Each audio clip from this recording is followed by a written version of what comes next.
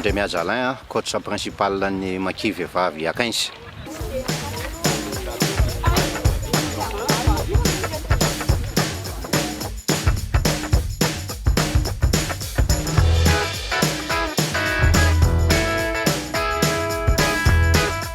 Efa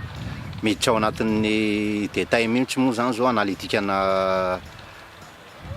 exercice indrindra fa ny teknika rehetra zany, surtout ny physique dia efa miakatra ambony tsara, dia ny mitady ny automatisme amin'ny ireo mpilalao tsirairay, indrindra fa ny fampifondrona sy ny fampitambarana ny 15 sy ny 7 ao anatin'ny lalao anankiray. Le lalao moa zany dia goavana satria tafiditra ao anatin'ny Coupe du Monde izay tafavoaka voalohany sy faharoa amin'ny le vondrona, dia atao izay tafidirana amin'le 2 premier.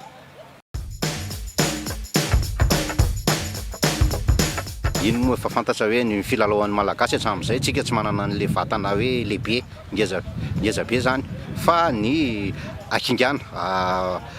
foana moa zany no sy ny fampivelarana amin'ny baolina zany hoe déployer tanteraka ny lalao mandeha amin'io, dia tsika afaka miady amin'ny conquête na avant na touche na mêlée zany afaka manao an'izay satria mibasé tamina musculation mahitsy ny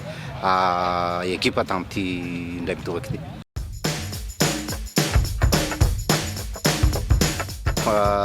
Fantatra hatramin'izay hoe efa fantatra mpifanandrina amintsika avy any ivelany foana ny atao hoe fahalementsika zany hoe handikape antsika amin'le vatana kelikely, dia manararaotra zareo amin'le alebiazana fa azo atao tsara no mampitombo ny mpilalao amin'ny alalan'ny musculation, dia izay le musculation izay no ampivelarana ny lalao mba ahafahana mataty an'le dona na le contact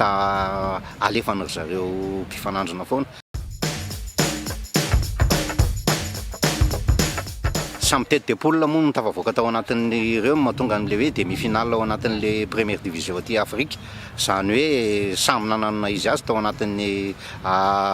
vondrona nisy azy tao amin'ny herintaona, dia tafakatra tamin'ity lalao manasa-dalana ity. Mafy ny ady hatrehana fa vonona koa ny Maki de Madagasikara handrombaka ny fandresena. Tena avantage zay satria ny any amin'ny mpifanandrana amintsika tsy dia manana mpijery maro mihoatra noho itsika zany, raha ty Afrika tsika zany manaraka ny Afrique du Sud larana faharoa amin'ny resaka spectateur, dia tombony zany ho ary-mpilalao faha 9 an'ny